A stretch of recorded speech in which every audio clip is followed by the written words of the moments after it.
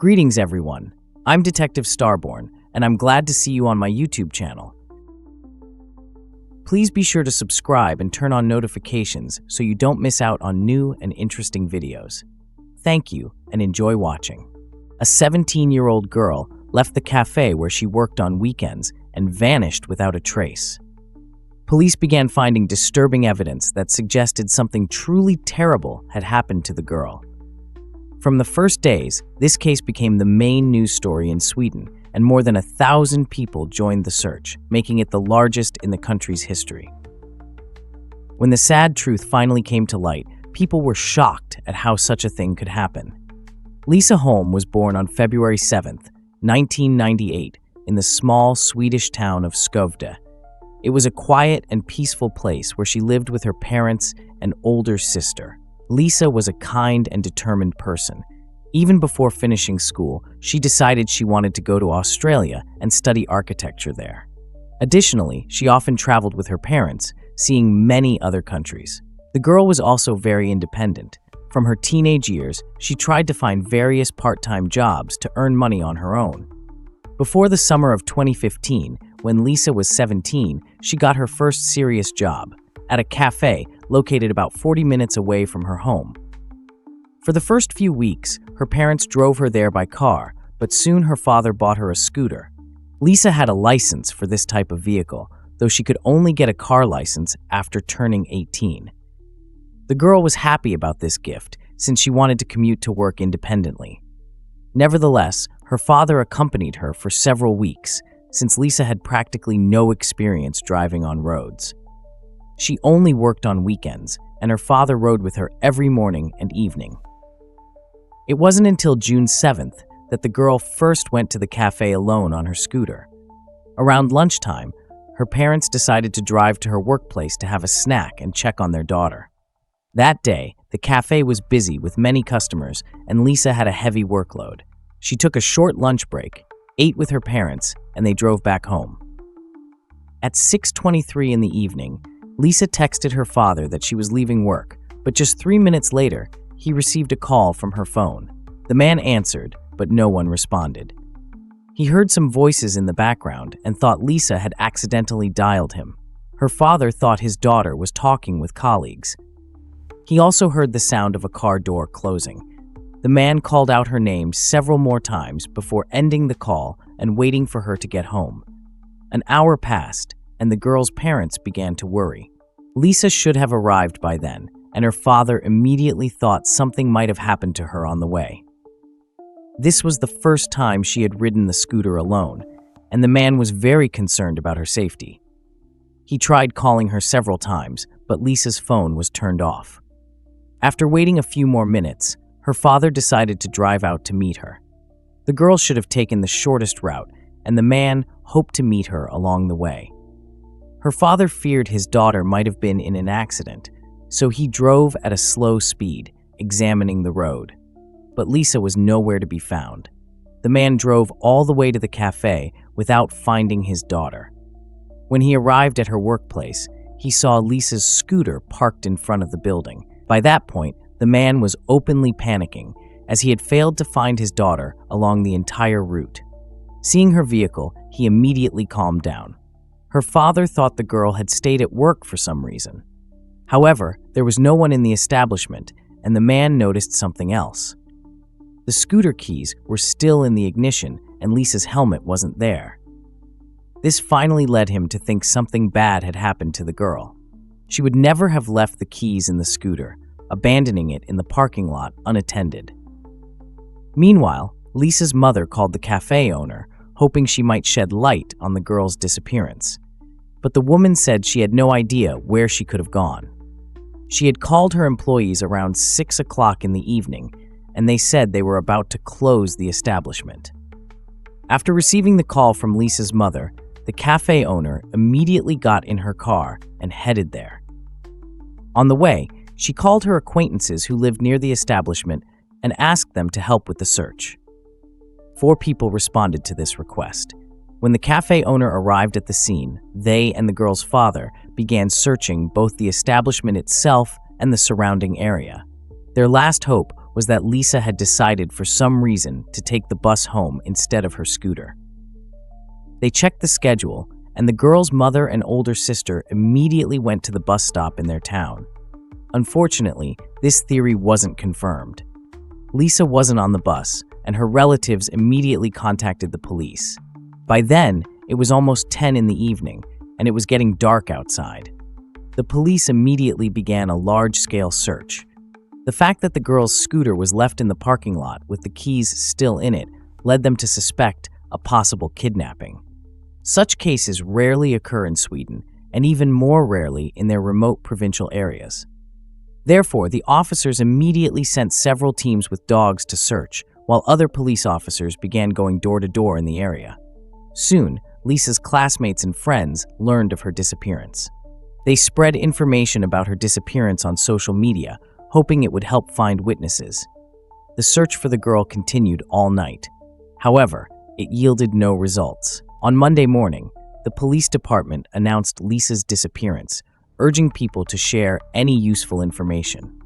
Around the same time, they were approached by men who had gone to work and discovered a motorcycle glove in an industrial barn located directly across from the cafe.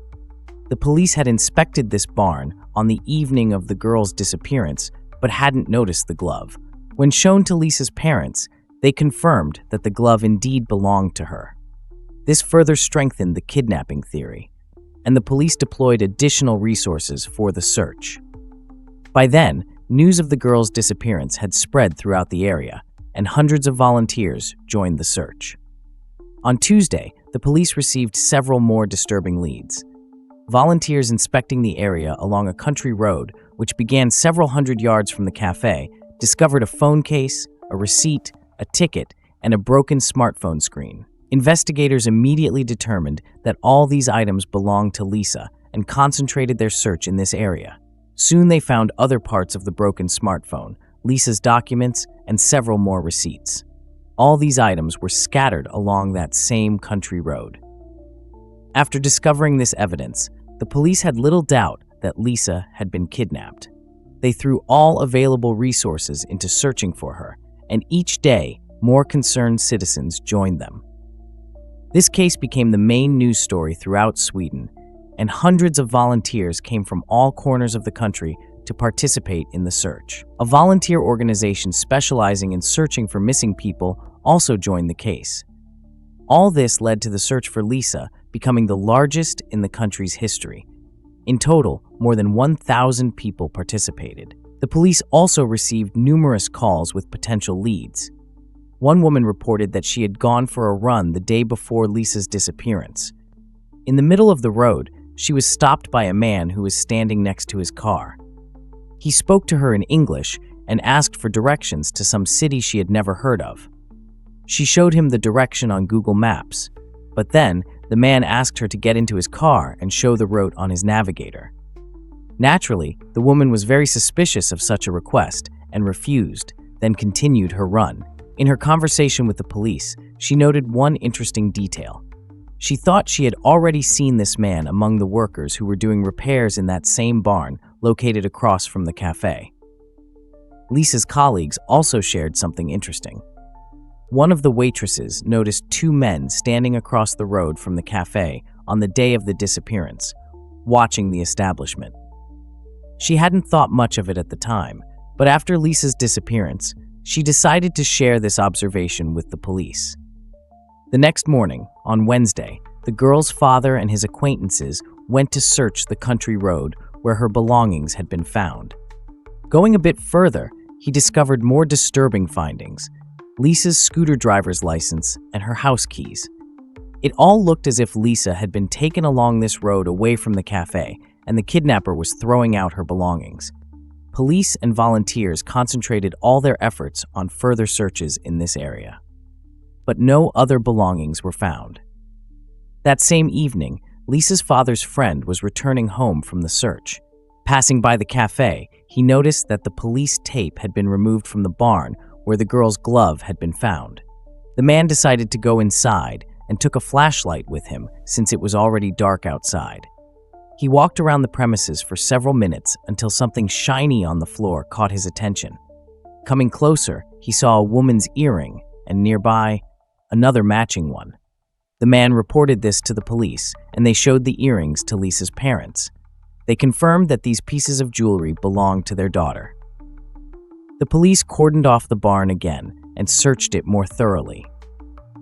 The lead detective later explained that on the first day of searching for Lisa, they were focused on finding the girl herself, so the barn was only superficially examined. Because of this, they might have missed such small items as earrings. But this time, they brought in numerous forensic experts and canine units. During the repeated search, they noticed a rather unusual piece of evidence. Behind one of the partitions, police discovered human feces. At first glance, this might seem unrelated to the case. However, forensic experts put forward a well-founded theory. They explained that when committing serious crimes, perpetrators produce enormous amounts of adrenaline, which often causes them to need to relieve themselves. For example, it's common for a killer to urinate before or during the commission of a crime. Given that Lisa's glove and earrings were found in the barn, it was clear to the police that if she had indeed been kidnapped, the perpetrator had dragged her into this building. Therefore, detectives didn't rule out that this person, under the influence of adrenaline, couldn't hold it and defecated. The feces were sent to experts for DNA analysis. On Friday, the search zone was expanded, and volunteers reached a farm located approximately 1 mile from the cafe. This was a complex of several large buildings where many people worked, and members of the search team decided to inspect them all. However, almost immediately after they arrived at the site, 2 men drove up to them. They didn't know Swedish and only spoke English. One of them said that the police had already inspected this farm. However, the search team leader was skeptical of this information. He thought that if that were the case, he would have known about it and ordered the search to continue. Those 2 men walked around the farm grounds for a while, observing the volunteers before leaving. About an hour later, members of the search group discovered a pile of branches behind the cowshed, under which they found a motorcycle helmet, jacket, and headphones. The police immediately arrived at the scene and confirmed that all these items belonged to Lisa. They dispatched forensics teams to the farm for a more thorough search and also listened to the story about the 2 strange men who had tried to discourage volunteers from inspecting the farm. The police remembered the story of the woman who had encountered the suspicious English-speaking man. Moreover, they already had an idea who it might be. From the first days of the search, they had visited all houses near the cafe, and in one of them lived 2 brothers from Lithuania, as well as the wife of one of them. All 3 didn't know Swedish and communicated in English. They were the only people within a few miles radius who didn't speak the local language. The police also had other circumstantial reasons to suspect them. The brothers worked in the barn across from the cafe and on the farm where Lisa's helmet was found. They were well familiar with these buildings and the surrounding area, and the country road along which many of the girls' belongings were discovered turned toward their house. Considering that the police had no other suspects, they decided to question all of them. While they were driving to bring them to the station, forensics arrived at the farm. Together with volunteers, they continued examining the farm, and their attention was drawn to an old trailer. It stood surrounded by tall grass and looked as if it hadn't been used for many years. However, next to its door, the vegetation was flattened as if something had recently been lying there. Additionally, some grass was caught in the door, meaning someone had recently opened it. As soon as the forensics team opened the door, they were immediately met with the smell of decomposition. Inside the trailer were lockers for clothes. Apparently, it had once been used as a changing room for workers. All lockers except one were locked, and the experts thought Lisa's body might be in one of them. They began opening them one by one, but quickly noticed that the girl's body was in the unlocked one, behind a pile of old clothes and rags. Despite the small size of the locker, the killer had managed to fit his victim inside. There was a rope around Lisa's neck and a large amount of tape on her head. Her pants were pulled down and her shirt was pulled up. Medical experts determined that Lisa died from strangulation. However, they found no signs of sexual assault on the victim. All her clothing was sent to the experts. Meanwhile, information about the discovery of the body spread throughout the country. Throughout the week, news of the 17-year-old girl's kidnapping had been the main story in Sweden. And when her body was found and the public learned that Lisa had been brutally murdered, the case made headlines across the entire country. Crimes of this nature occurred extremely rarely in Sweden, and people were shocked by the fact that someone could commit such an atrocity. On the same day the girl's body was found, something unusual and quite eerie occurred. YouTube users found a video published 13 days before the murder. The video's title was the number 13, and the footage itself consisted of a timer counting down time. The most disturbing thing was the name of the channel that published this video. It was called Lisa Holm. Information about this video immediately spread through the media, and many people were shocked by such a set of coincidences. Some began to think that some user had predicted the murder, but in reality, everything turned out to be much simpler. Apparently, someone had simply changed the channel and video names after the discovery of the girl's body. Either this person wanted to create another conspiracy theory or just play a cruel joke. Meanwhile, the police faced the task of finding the killer as quickly as possible. At the time Lisa was discovered, investigators had already brought the two brothers and the woman to the station, and all three denied their involvement. They claimed that at the time of the kidnapping, they were at home, confirming each other's alibis. According to them, the older brother was sleeping in his room, his wife was preparing dinner, and the younger brother was sitting at the computer. The older brother, named Nereus, added that around 8 in the evening, he woke up and drove to a gas station where he bought pizza and cigarettes. The police were hesitant to believe their alibis, since all three could simply be covering for each other. They took DNA samples from them, but investigators still didn't have a single piece of evidence linking them to the murder. But this didn't last long. Forensics teams were working in the barn and on the farm, utilizing all available resources and manpower, and soon this yielded results. In the barn across from the cafe, there was something like a small office cabin. It had a large window looking directly at the cafe. Upon examining this room, experts discovered 15 different traces of male semen on the walls and floor by this window. Everything looked as if some man had been standing there watching the establishment's female workers, including Lisa, and pleasuring himself. These semen samples were immediately sent to the laboratory, where DNA profiles were extracted as quickly as possible. All 15 semen traces completely matched the DNA of the older brother, 35-year-old Nereus. The same was true for the feces found in the barn. They also belonged to him. In the room next to the office, which was used for storing cow's milk, forensics experts noticed a pipe. It protruded about 6 feet from the floor and was covered with a thick layer of dust, except for a small strip. The size of this strip matched the rope that was wrapped around Lisa's neck. Additionally, traces of blood were found on this pipe. DNA analysis showed it belonged to Nereus. On the floor under the pipe, they also found a piece of the exact same rope. Experts examined it and identified 2 DNA profiles, Lisa's and Nereus's. For the police, this became the first serious lead. The man had definitely interacted with the rope used to kill the girl. Moreover, Lisa's hair was found on the floor of this room. Another important piece of evidence was obtained from her jacket. They also found DNA traces belonging to Nereus on it. Based on the available data, the police concluded that she was killed right there. They formed a preliminary picture of what happened. In their opinion, Nereus had been watching the cafe for some time, and when Lisa was left alone in the parking lot, he drove up to her in his car. Then, based on the jogger's testimony, the man might have asked Lisa for directions to some city, after which Nereus might have asked her to get into his car to enter the route into his navigator. Given that Lisa was a kind-hearted and helpful person, she might have agreed. As soon as the girl was in the car, the perpetrator taped her mouth shut and drove to the barn across the street. There, he wrapped a rope around the girl's neck and suspended her from the pipe. According to experts, this sight excited the man so much that due to excess adrenaline, he defecated on the floor. After this, he placed Lisa's body in the car and drove to the farm, throwing her belongings out the window along the way.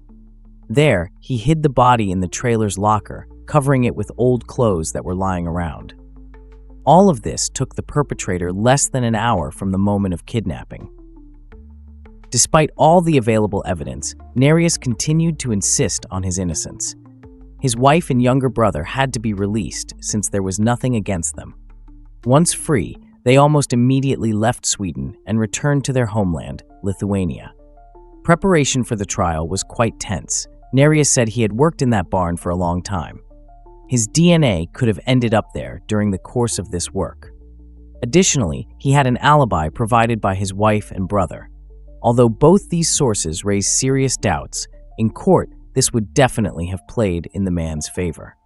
On the other hand, the presence of Nereus's DNA on the victim's clothing could only be explained by him having direct contact with her.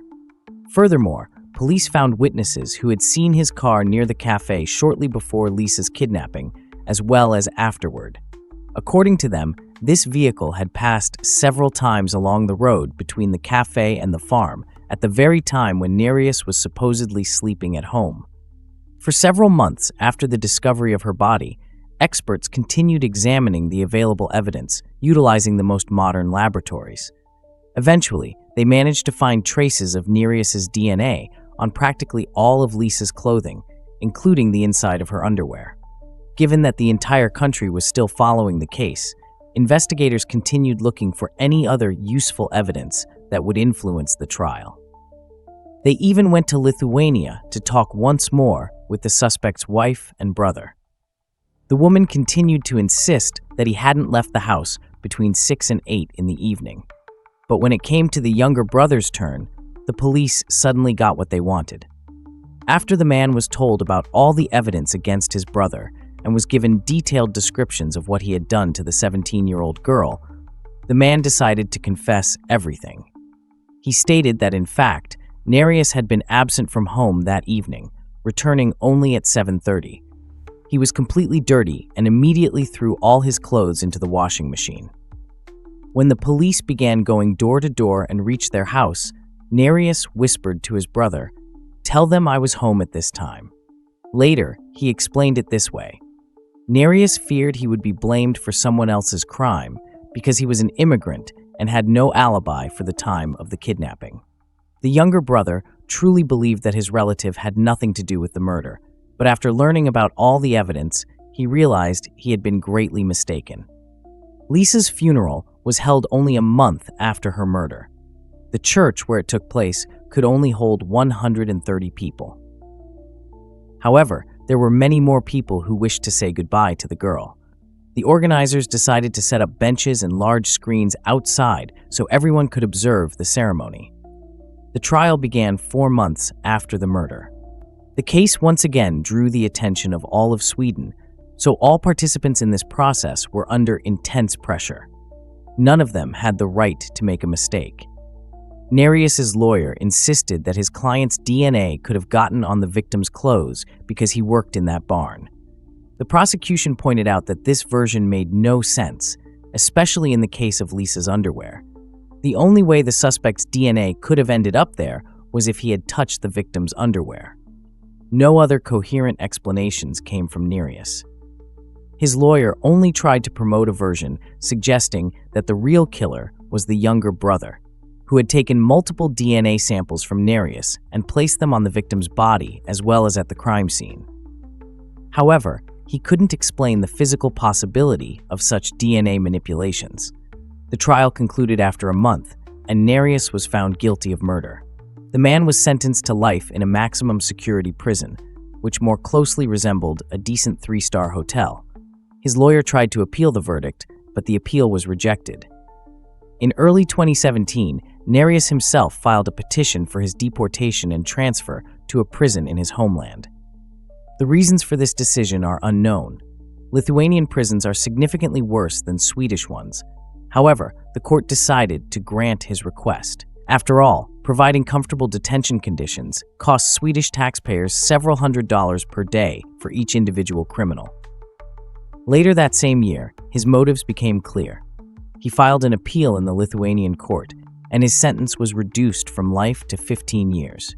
However, the killer's joy was short-lived. Several weeks later, the appeals court overturned this decision, and Nereus was once again forced to spend his entire life in prison. Only now, he had no possibility of returning to his comfortable Swedish cell.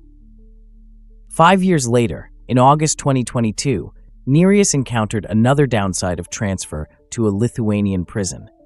While prisoners were being transferred to another building, one of them attacked the man with a sharpened object. Nereus received serious cuts and died on the way to the hospital. As for his wife, the question of her involvement still isn't fully ruled out.